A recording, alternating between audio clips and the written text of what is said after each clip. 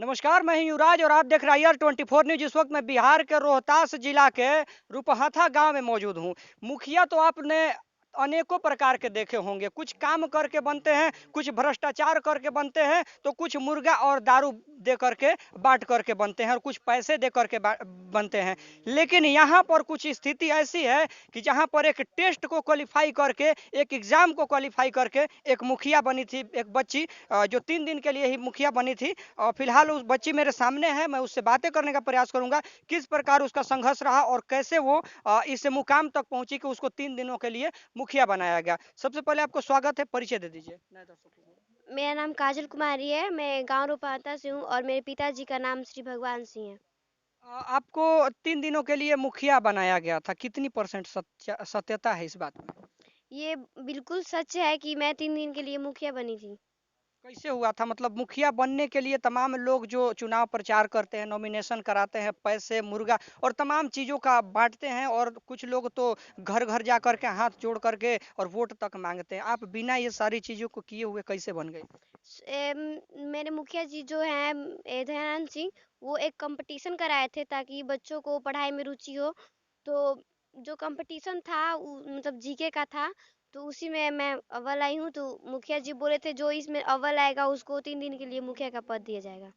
आप लोगों को मैं बताना चाहूंगा कि जिस प्रकार से इस बच्ची को मुखिया बनाया गया, उसी प्रकार से अगर तमाम जगहों पे चुनाव होने लगे ना, तो भ्रष्टाचार जिसको हम लोग कहते हैं ना, भ्रष्टाचार पूरी तरह से खत्म हो जाएगा और पूरी तरह से सत्यता के साथ, ईमानदारी के साथ और सच्चाई के साथ देश चलने लगेगा, राज्य चलने लगेगा, जिला चलने लगेगा और पंचायत भी चलने लगेगा।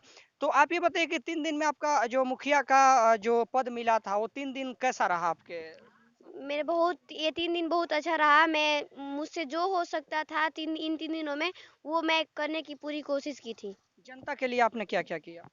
ये जो मैं 3 दिन के लिए मुखिया बनी हूँ उसमें पूरा कार्रवाई जनता पर ही था।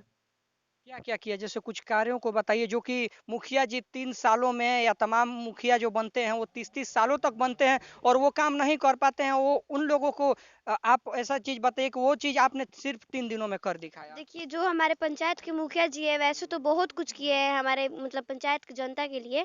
तो मतलब ऐसा कुछ कार्य था नहीं कि जो मेरे करने लायक था वो छोड़े होंगे। तो फिर भी इसमें कुछ कुछ लोगों की कुछ समस्या थी जो कि सबको राशन नहीं मिल पा रही थी। तो मैं उन लोगों से बात करने की पूरी पूरी कोशिश की हूँ।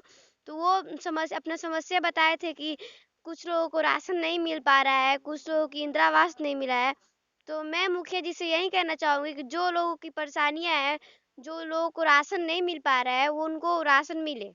यानी आपने 3 दिनों में उतना प्रयास किया जितना कि एक होना चाहिए एक मुखिया के अंदर, और बाकी की जिम्मेवारी जो कि अभी मैं बताना चाहूंगा, इस बच्ची के कार्यकाल समाप्त हो चुका है, 3 दिन पूरे हो चुके हैं और उस 3 दिनों में हम उपस्थित नहीं हो पाए थे। तो फिलहाल ये बच्ची किस प्रकार से अपने प्रतिनिधि, अपने मुखिया जी से कह रही है कि जितना दिन हो सका, जो जो 3 दिन मुझे मिला था उसमें तो मैंने ईमानदारी पूर्वक काम किया, लेकिन बाकी का जो दिन है वो आप ईमानदारी पूर्वक काम करें। अच्छा, ये भी सुनने में आ रहा है कि आपने मुखिया बनते ही सबसे पहले आपने अपने विद्यालय को चुना, जिस विद्यालय में आप पहले पढ़ा करती थी। क्यों?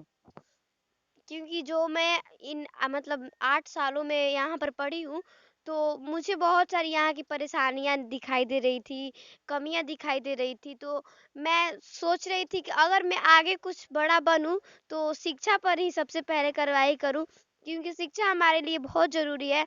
और देखिए आप मतलब 3 दिन के लिए मुखिया बन भी गई, तो सबसे पहले मैं अपने विद्यालय में ही गई, जो कि बहुत सारी कमियाँ थी वहाँ पर। ये भवन जर्जर हो गया था, शौचालय प्रदूषण था और वहाँ पर सबसे बड़ी कमी ये है कि बाउंड्री नहीं है।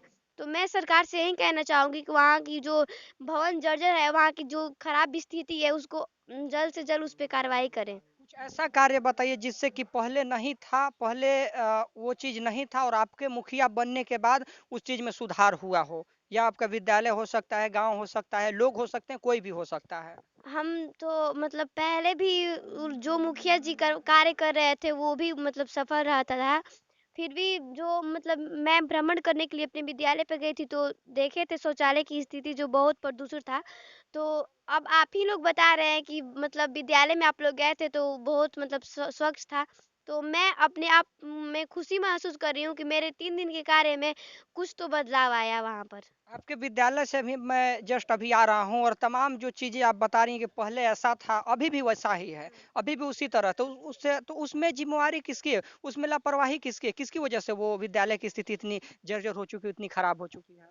इस सबसे पहले तो मतलब जो सरकार है वो भी अपने कार्रवाई करे ताकि मतलब विद्यालय अच्छे से सुधर सके, और जो हमारे ग्रामीण जनता है उनकी भी उसमें कुछ मतलब परेशानियां है, वो भी मतलब मान लीजिए फंड आता है यहाँ पर उच्च विद्यालय बने, मतलब हाई स्कूल बने, तो हमारे जो ग्रामीण लोग हैं वो उनकी वजह से नहीं बन पा रहे हैं। उनको लगता है क्या परेशानी हो गई है शिक्षा में कि वो नहीं बनने दे रहे हैं।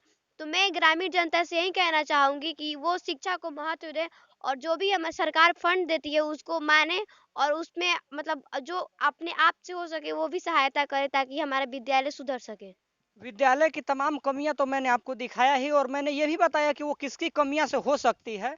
तो आप लोगों की प्रतिक्रिया का मैं इंतजार करूंगा। इस बच्ची ने सबसे पहले ग्रामीणों को दोष दिया है। क्यों ना दोष दे, क्योंकि ये पहली ऐसी मुखिया है ना जो कि बिना ग्रामीणों के सहयोग के बनी है, जो कि खुद की दम पर और खुद के काबिलियत की वजह से मुखिया बनी है। और आप ये बताइए कि तमाम जो आपने कार्य किया सिर्फ 3 दिनों में आपको परमानेंट मुखिया बना दिया जाए तो आप क्या करेंगे और किस प्रकार से अपने पंचायत को चलाएंगे? देखिए, मुझे तो ये मुखिया वगैरह में रुचि नहीं है, फिर भी मान लीजिए मैं बन भी गई तो मैं अपने देश मतलब अपने पंचायत के विकास के बारे में सोचूँगी। मुझे मतलब जो स्वार्थ वगैरह होता है, मुझे उस सब में कोई इंटरेस्ट नहीं है। मैं खुद के बारे में ना सोचकर अपने मतलब पंचायत के विकास के बारे में सोचूँगी। आपका एम क्या है? करना क्या चाहते हैं आप? अभी तो मैं पढ़ाई करना चाहती हूँ और आगे मतलब बहुत बड़ा एक ऑफिसर बनना चाहती हूँ। बट मेरे पिताजी की इतनी हैसियत नहीं है कि मुझे अधिकारी बनाए। तो फिर भी मैं छोटा-मोटा जॉब करूँगी और उससे जो पेमेंट आएगा वो उससे आगे तक की पढ़ाई करूँगी, और शायद मैं भगवान से यही मतलब कामना करती हूँ कि मुझे लक्ष्य तक पहुँचाए। एक गरीब की लड़की किस प्रकार से कह रही है कि मेरे पिताजी की इतनी हैसियत नहीं है ना कि मुझे उच्चतर स्तर के पदाधिकारी बनने तक मुझे पढ़ा सके, मुझे उस लेवल की शिक्षा दिला सके जिससे कि एक अच्छे लेवल पर मैं जॉब कर पाऊं या मैं एक अच्छे लेवल पर पहुंच पाऊं और मैं जो जॉब करूंगी उसकी सैलरी से मैं खुद की पढ़ाई करूंगी। तो मैं सलाम करूंगा ऐसे सोच को। किस प्रकार की रुकावटें आपको आ रही है और क्या कहना चाहिएगा अगर कोई आपको मदद करना चाहे हमारे व्यूवर्स में से, या आपके कोई यहाँ का कोई पदाधिकारी, यहाँ के डीएम साहब, यहाँ की जितने भी उच्चतर स्तर के पदाधिकारी हैं वो आपको मदद करना चाहें तो किस प्रकार की मदद आप उनसे लेना चाहेंगे? मैं यही उनसे रिक्वेस्ट करूँगी कि मुझे पढ़ाई में फुल सपोर्ट करें, क्योंकि मेरे पिताजी जो हैं एक छोटा-मोटा किसान है और हम 4 बहनें हैं और 1 भाई है। तो जो मेरे पिताजी किसानी करते हैं उससे ही हमारा मतलब जो घर चलता है एंड पढ़ाई चलती है, पूरा कपड़ा वगैरह सब चलता है। तो मेरे पिताजी से जितना हो सकता है वो उतना पढ़ाते हैं, हमारे पढ़ाई में कोई कमी नहीं छोड़ते हैं। वो मतलब मेरे पिताजी का पढ़ाई में फुल सपोर्ट रहता है।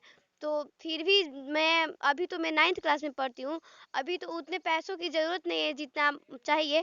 फिर भी मैं आगे मतलब जो पढ़ाई करना चाहती हूँ उसमें तो बहुत सारे पैसों की ज़रूरत होती है, क्योंकि ये जो हमारा कलयुग है उसमें बहुत ज़्यादा भ्रष्टाचार हो रहा है। बिना पैसा का तो कुछ नहीं है। तो पैसा मतलब अगर कोई सहायता करे मेरे पढ़ाई में तो मैं उसको बहुत-बहुत धन्यवाद करना चाहूँगी। यहाँ के पदाधिकारी लोग आपसे, मैं इस बच्ची के लिए हाथ जोड़ करके निवेदन करूंगा कि ऐसे हौसलों को आप लोग बढ़ाने का प्रयास करिए और ऐसे हौसलों को प्रोत्साहन की जरूरत होती है। तो प्लीज हो सके तो इस बच्ची को, मैं इस बच्ची का अकाउंट नंबर और जो भी डिटेल्स है, बैंक डिटेल्स, मैं इस वीडियो में देने का प्रयास करूंगा और आप लोगों से जितनी भी मदद हो सके ना उतनी मदद करिएगा, क्योंकि आपकी एक छोटी सी मदद से किसी का जीवन बदल सकता है। और शायद हमारे देश में ऐसे पदाधिकारियों की जरूरत है, ऐसे प्रतिनिधियों की जरूरत है और ऐसे नागरिकों की जरूरत है जो कि सच्चे ईमानदारी पूर्वक इस देश को चला सके, इस राज्य को चला सके, इस जिले को चला सके। मैं ज्यादा विशेष कुछ नहीं करूंगा। इस बच्ची को विशेष सुविधाएं जो भी मिलनी चाहिए, एक अच्छे से स्कूल में एडमिशन मिलनी चाहिए, जिसकी वजह से इसमें पैसे की रुकावट बहुत ही जबरदस्त आ रही है। मैं इनकी एक छोटी बहन है, उनसे ही मिल करके आया हूँ, उनकी भी प्रयास है कि वो भी एक अच्छे तरह से हेल्प कर पाएँ, अच्छी पढ़ाई कर पाएँ और पढ़ाई करके एक अच्छी जॉब कर पाएँ और एक अच्छी जीवन को बिता पाएँ। तो मैं ज़्यादा विशेष नहीं कहूँगा, हाथ जोड़ करके पदाधिकारियों से निवेदन करूँगा। पर्सनली मैं इस वीडियो को रोहतास के डीएम साहब धर्मेंद्र कुमार जी के पास भेजने वाला हूँ, सीएम श्री नीतीश कुमार जी के पास भेजने वाला हूँ और तमाम जितने ही प्रतिनिधि हैं सभी के पास मैं इस वीडियो को भेजने वाला हूँ। ट्विटर के माध्यम से ट्वीट करके इस बच्ची का अकाउंट नंबर मैं मैसेज करूंगा, मदद करने का प्रयास करिए। बाकी क्या कहना चाहिएगा अंत में हमारे दर्शकों को? अगर उन लोग से जितना हो सके उतनी सहायता करेंगे तो बहुत अच्छा रहेगा। मैं उन लोग वो लोग सहायता करें या ना करें, मैं अपनी पढ़ाई में कोई रुकावटें नहीं आने दूँगी, क्योंकि मेरा सपना ही है आगे तक जाना। मुझे और कुछ में इंटरेस्ट नहीं है, बल्कि मैं अपने लाइफ में पढ़ाई होकर सक्सेस होना चाहती हूँ। इसलिए अगर जो लोग हेल्प करें या ना करें, मैं दोनों को धन्यवाद करना चाहती हूँ। और धन्यवाद। विशेष मैं अब इस बच्ची से बात नहीं करूंगा क्योंकि तमाम मीडिया कर्मी यहाँ पर आते हैं, अपने चेहरा चमकाते हैं और तमाम तरह की चीजें करते हैं और निकल जाते हैं। लेकिन धरातल पर जो होना चाहिए, ये बच्ची कल भी वैसी थी, आज भी वैसी है और हमेशा ऐसी ही रहेगी। लेकिन अगर कोई मीडिया कर्मी इसके प्रति अगर छोटी सी हेल्प करने की प्रयास करता है, हेल्प मांगने का प्रयास करता है, तो मेरे नज़र में सबसे बड़ा वही काम होगा। तो मैं डीएम साहब जी से निवेदन करूंगा कि आप इस बच्ची को एक अच्छे विद्यालय में दाखिला करवाएं, जिससे कि उच्च स्तर की शिक्षा ले पाए और जो भी इसकी प्रॉब्लम है, जो भी परेशानियां हैं, उसको दूर करने का प्रयास किया जाए। बाकी मेरा प्रयास कैसा लगा कमेंट बॉक्स में बताना मत भूलिएगा। चैनल पर नहीं तो चैनल को सब्सक्राइब करके वीडियो को लाइक करके शेयर करना मत भूलिएगा। मैं मिलता हूँ एक और ऐसी खबर के साथ, तब तक के लिए जय हिंद, जय भारत।